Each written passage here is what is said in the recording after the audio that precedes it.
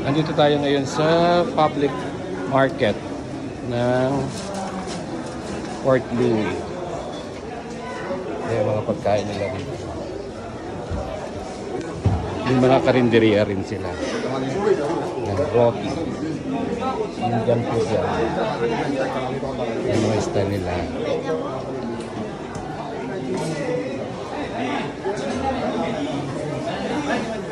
Famous dito ang roti. Yan ang mga paninda nila rito. We have karinderya. Karinderya style nila. Ito, may karinderya sila.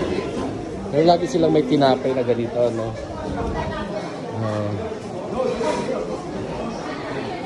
Puro roti yan. May mga juice din sila. Iba-ibang flavor. Dragon, ano ba yan? Dragon fruit. Red. Watermelon. 30 rupees. 25 rupees. Yung mga juice nila. Roti. Maraming bumibili. Dito halos karamihan. O pag tourist ka, gusto mo mamili ng mura-mura, dito ka. Marami namimili dito. O pagka yung budget mo sapat lang, dito ka na. Alori Pilay. Pilay. What is that? Juice, no? Pa-ice cream din? Ice cream. No?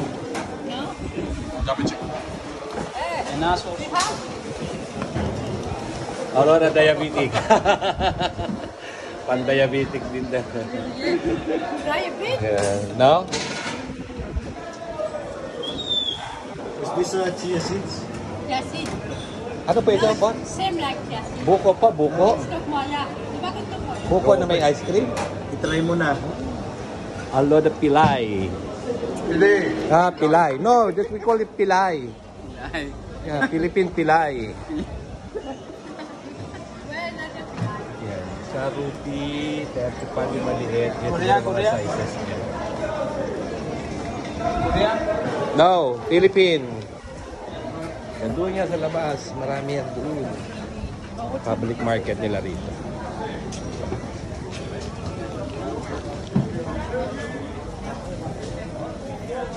Doon naman yung mga ano, yung mga souvenir. Yan, marami doon.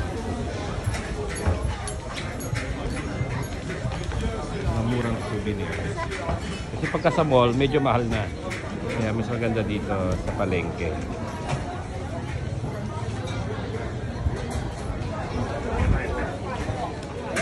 Marami rin mga foreigner na nandito.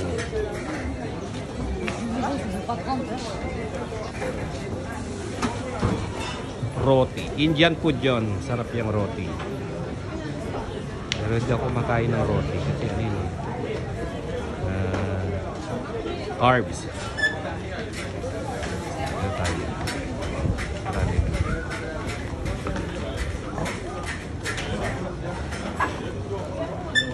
Tubig.